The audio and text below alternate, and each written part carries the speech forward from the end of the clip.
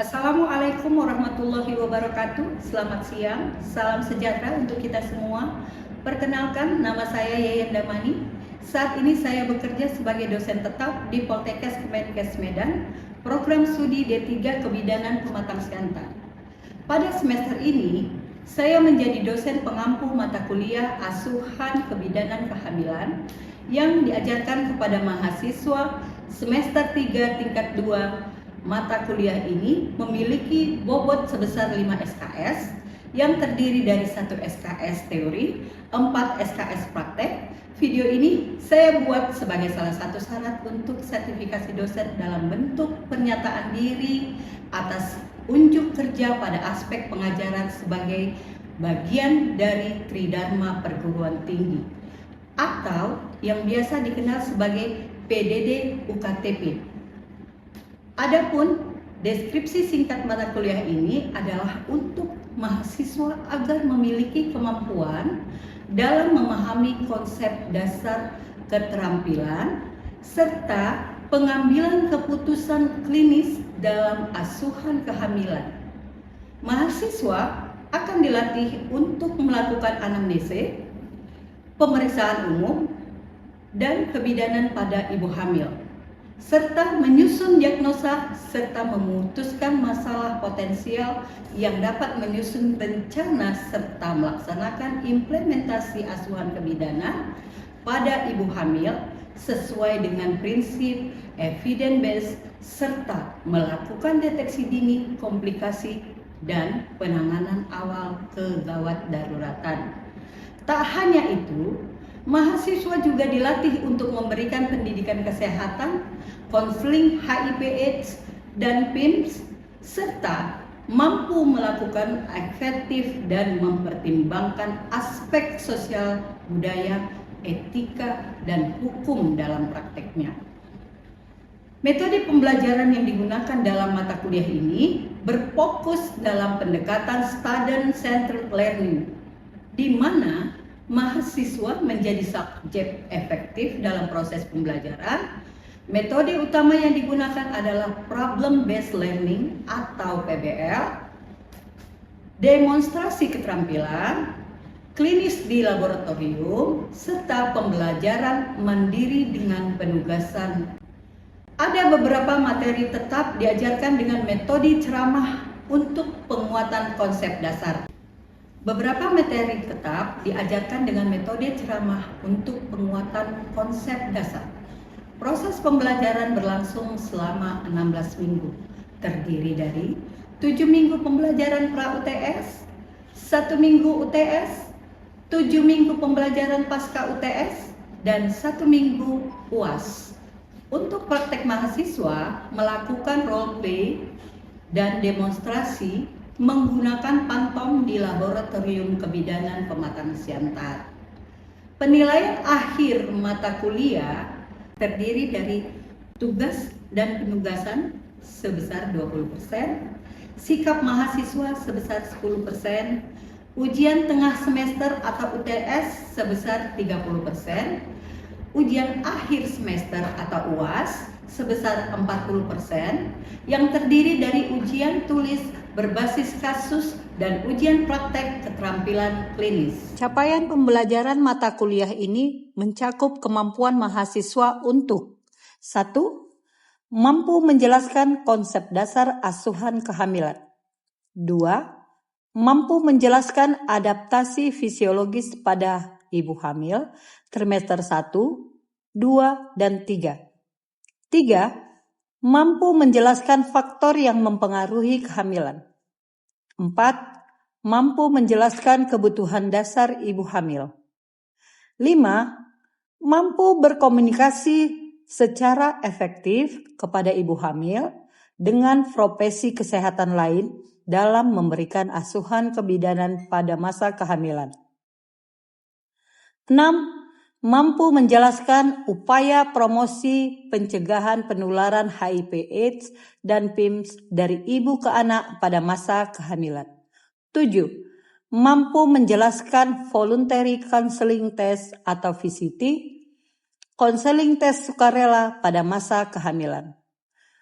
8. mampu menjelaskan aspek sosial budaya dalam memberikan asuhan kebidanan pada masa kehamilan. 9. Mampu melaksanakan pengkajian ibu hamil. 10. Mampu menyusun rencana, melaksanakan, dan melakukan evaluasi asuhan kebidanan kehamilan dengan memperhatikan etika dan hukum perundang-undangan secara berbasis bukti atau evidence-based. 11. Mampu melakukan deteksi dini komplikasi dalam masa kehamilan. 12. Mampu mendokumentasikan asuhan kebidanan kehamilan. Berikut ini akan saya tampilkan cuplikan proses pembelajaran tatap muka di laboratorium saat mahasiswa mempraktikkan pemeriksaan ibu hamil. Prodi D3 Kebidanan Pematang Siantar. Baik, Assalamualaikum warahmatullahi wabarakatuh. Waalaikumsalam warahmatullahi wabarakatuh. Adik-adik semua, Selamat pagi, Ibu. baik, masih dalam keadaan sehat? Sehat, Bu. Syukur. Hari ini kita kembali bertemu dalam mata kuliah asuhan kehamilan, dilanjutkan dari minggu yang lalu. Oke. Minggu yang lalu kita sudah mempelajari bagaimana tata cara untuk melakukan anamnese pada ibu hamil. Pada topik hari ini kita akan melakukan pemeriksaan fisik pada ibu hamil. Yang lalu sudah kita lakukan, pertama adalah dengan melakukan pemeriksaan timbang badan. Ada yang masih ingat? Bisa ada yang melanjutkan? Ayo, setelah timbang badan apa? Melakukan pengukuran apa? Tinggi badan. Lagi? Lingkar lengan. Ada lagi? Ayo, hand up dulu. Ada yang bisa? Ada yang ingat? Bisa? Kakak Nabila dulu. Lingkar perut. Ada lagi? Kakak Aditya? Kakak Paula? Baik, kita lanjutkan dengan memberikan pertanyaan. Kira-kira ada yang mau ditanyakan dari sekian banyak materi yang sudah Ibu sampaikan pada hari ini. Oke, Kakak Nabila, silakan. Baik, terima kasih Bu. Saya Nabila ingin bertanya, berapa kali ya Bu kunjungan ANC harus dilakukan pada saat kehamilan? Terima kasih. Kunjungan ANC pada saat dilakukan pemeriksaan kehamilan, baik itu dilakukan di klinik ibu bidan atau di dokter spesialis, ada sebanyak 6 kali.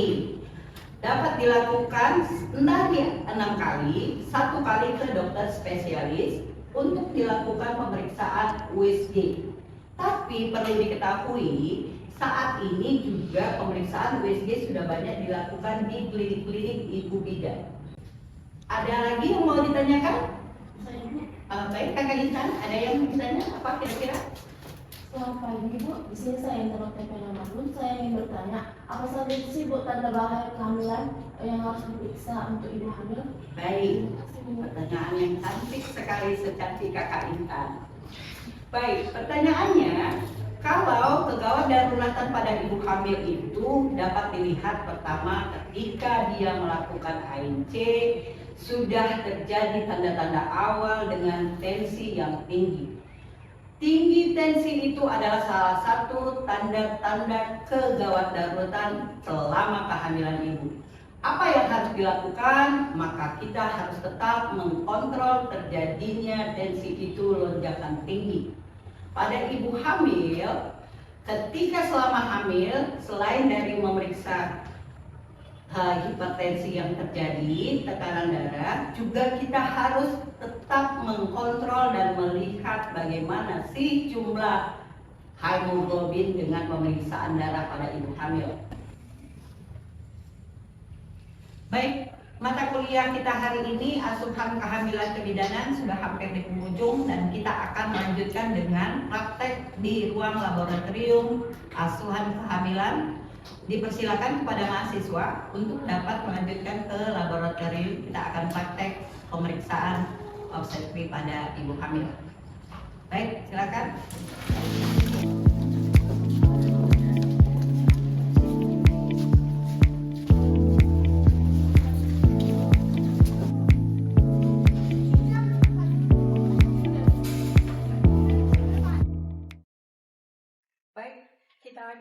praktek hari ini dengan melakukan pemeriksaan kehamilan pada ibu hamil.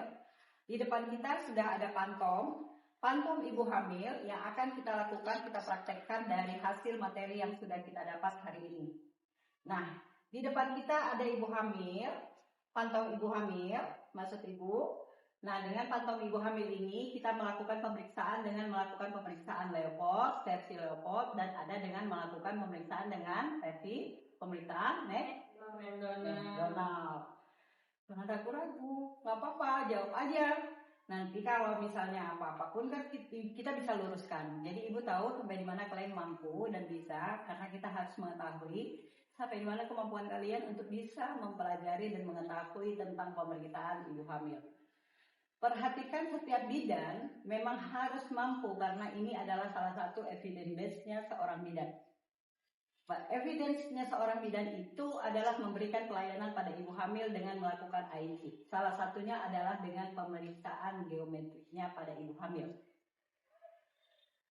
Paham ya? Baik, kita lakukan dengan melakukan Leopold. Leopold ada berapa? 4. Ada Leopold 1. Nah, Leopold 1 sesuai dengan yang sudah ibu sampaikan pada yang lalu-lalu pertemuan kita. Leopold 1 untuk mengetahui bagian tertinggi dari kehamilan ibu. Nah, itu disebut dengan bagian tinggi fundus. Nah, untuk mengetahui di Leopold 4 tanganmu tidak perlu kaku, tapi harus kamu rilekskan, menghadap dan tangan kiri menyorong ke depan, tangan kanan menelusuri sampai batas ke atas bagian kehamilan ibu, bagian abdomen paling ujung ibu.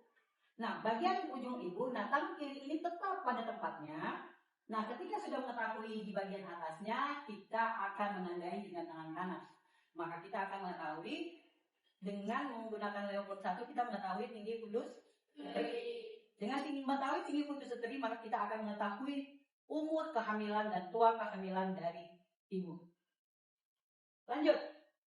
Untuk Leopold kedua, kita bisa melakukannya tetap dengan posisi ibu tetap telentang, tetap menyampaikan pada ibu.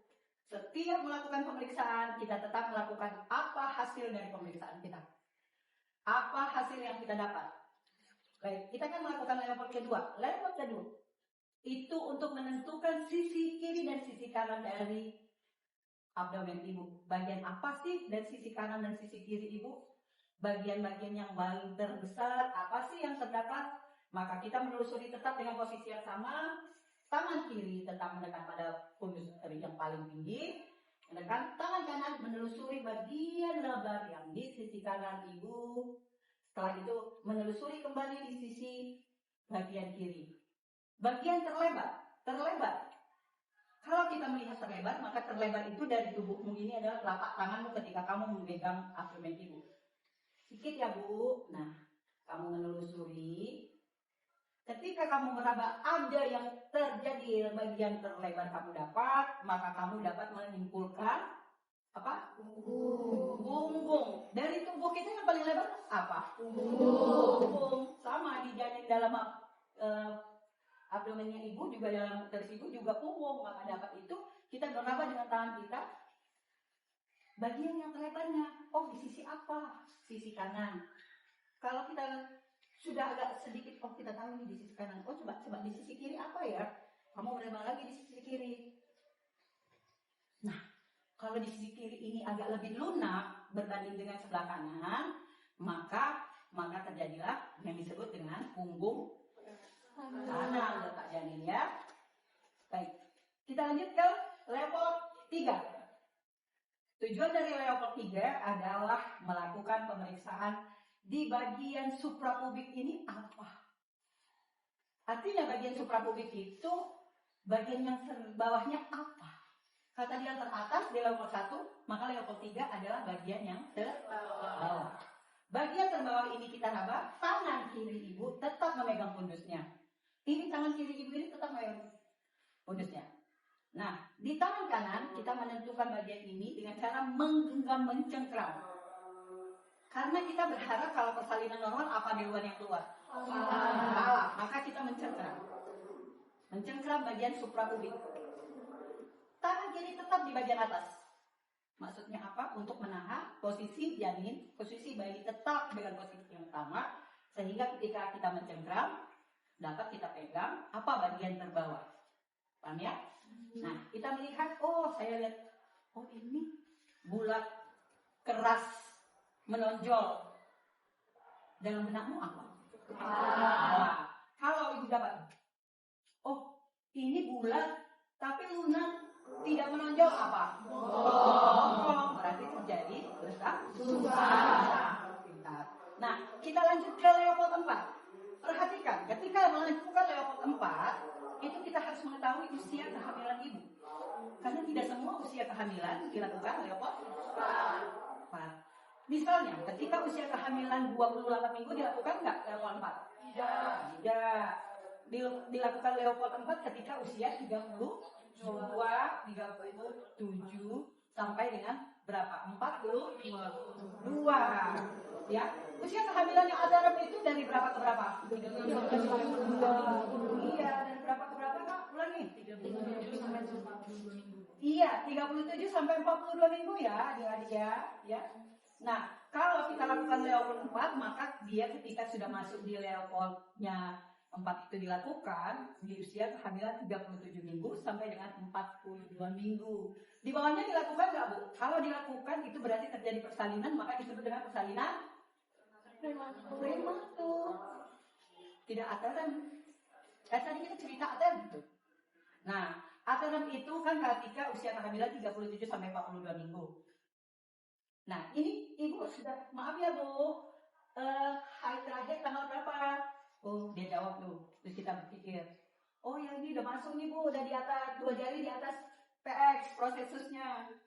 Artinya berapa minggu? 30. 2 jari di bawah PX berapa? 38 minggu. Berarti bisa dilakukan Leopold 4. Leopold 4, posisi ibu berubah enggak? Apanya yang berubah? Kakinya. Ayo baik Bu, silakan ditekuk kakinya ya. Kita tetap harus komunikasi dengan ibu. Tidak bisa kamu melakukan sendiri, tidak bisa kamu melakukan semaumu tanpa harus memberitahu sama ibu. Paham ya? Silakan Bu ditekuk, mari saya bantu. Untuk menekuk. Ketika kamu bantu menekuk, baru lakukan Leopold 4. Kita akan melakukan lanjutan pemeriksaannya ya Bu. Nah, ketika kamu melakukan pemeriksaan, posisimu pun berubah dengan membelakangi ibu. Posisi membelakangi ibu. Kenapa demikian? Karena dengan posisi membelakangi ibu sudah menekuk, kita bisa mencengkram suprapubis. Ketika mencengkram suprapubis, kedua tangan ibu kiri dan kanan, nah mengetahui seberapa jauh bagian terbawah janin sudah memasuki itu atas panggul. Dengan cara, kalau dengan kasat mata, ketika kedua tangan ibu masih bersatu, apa disebut? Belum masuk, atau disebut dengan divergen. Ya, divergen. Ketika kedua tangan ibu ini sudah tidak bisa disatukan karena dia sudah terhalang kepalanya tadi bagian terbawahnya, maka disebut dengan konvergen. Ya, oke? Ya, udah. Ada yang mau praktekkan? Saya Bu. Silakan. Ayo. Ya, silakan. Tadi kan ini ibu praktekkan kembali supaya refresh kembali ingatan kamu. Kita melakukan pemeriksaan Leopold ini ada 4. Leopold 1, 2, 3, dan 4. Nah, kita mulai dengan Leopold 1, posisi kita tetap menghadap ibu. Tetap. Nah, tangan kiri memegang bagian atas dari abdomen ibu. Kemudian tangan kanan menorong bagian, menelusuri bagian apa sih yang paling tinggi dari abdomen ibu. Nah, ketika sudah tahu di tangan kanan kita ini akan menentukan mana bagian yang tertinggi dari atas abdomen ibu, yang disebut dengan tinggi pundus uterine, ya. Nah, itu level 1. Level 2 itu dilakukan dengan cara menelusuri tangan kiri tetap masih di bagian teratas ibu, tangan kanan menelusuri sisi kiri dan sisi kanan abdomen ibu. Nah, ketika kamu menelusuri, kita akan mengetahui bagian terlebar dari sisi kiri dan sisi kanan ibu. Maka kita dapat menyimpulkan bagian dari punggung anak di sebelah kiri atau di sebelah kanan abdomen ibu. Itu level 2. Kemudian kita lanjut dengan level 3 untuk tetap di tangan kiri itu berada di pundus, tangan kanan itu mencengkram bagian suprapubis. Untuk mengetahui apa sih bagian terbawahnya, karena leopard 1, 2, dan 3. Nah, leopard 3 itu mengetahui bagian terbawah dari abdomen ibu apa. Ketika kita meraba terjadi bulatan, melenting, keras, melawan, ketika kita tahan, kita tekan, maka kita dapat menyimpulkan bahwa bagian terbawah ibu adalah kepala. Justru sebaliknya, ketika kita meraba bagiannya bulat tapi lunak, tidak melawan ketika kita melakukan tekanan, maka dapat disimpulkan bagian terbawah adalah bokong, ya. Nah, itu di level 3. Lanjut ke level 4. Level 4, posisi kita sudah berubah, posisi ibu juga berubah. Dengan posisi ibu berubah, hanya kakinya yang kita tekukan. Nah, ketika kita mengetahui bahwa memang ibu dengan usia kehamilan masuk di dalam 37-42 minggu, maka kita lakukan penentukan kakinya, kita pun membelakangi ibu. Ketika kita sudah membelakangi ibu, maka kedua tangan kita mencengkram suprapubik. Mencengkram suprapubiknya ini, ketika kedua tangan ibu bisa jari-jarinya bertemu, maka bagian yang terbawah itu sudah atau belum masuk. Kalau tidak, tangan ibu tidak bertemu, berarti sudah masuk ke pintu atas panggul. Nah, baik, bisa dicoba. Ayo, coba dipraktekkan ya. Dimana leopard pertama itu untuk mengetahui usia kehamilan dan untuk mengetahui bagian apa yang terdapat pada fundus dengan cara menekan perut ibu yang paling tinggi dan tangan kanan menelusuri dari kiri ke kanan. Setelah itu, jika sudah terkumpul, dapat dilakukan menggunakan pita senti. Setelah itu, leopard kedua. Itu dengan metode McDonald. Setelah itu, leopard kedua untuk mengetahui bagian atau sisi perut kanan dan kiri ibu. Menggunakan tangan tetap di sebelah. Tangan kiri tetap di atas perut ibu dan tangan kanan menelusuri untuk mengetahui bagian yang terluas, apakah punggung kanan atau punggung kiri.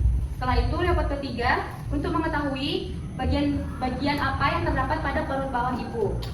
Dengan tangan kiri tetap menahan tinggi fundus atau perut paling atas dan tangan kanan mencengkram. Jika terdapat bulat melenting, berarti posisi terbawah yaitu kepala. Namun, jika bulat, lembek, dan tidak melenting, kemungkinan yaitu bokong.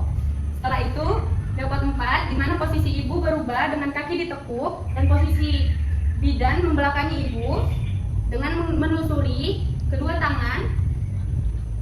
Sebelumnya, jika usia kehamilan sudah memasuki 37-42 minggu, maka dilakukan leopard 4. Dengan cara kedua tangan menelusuri.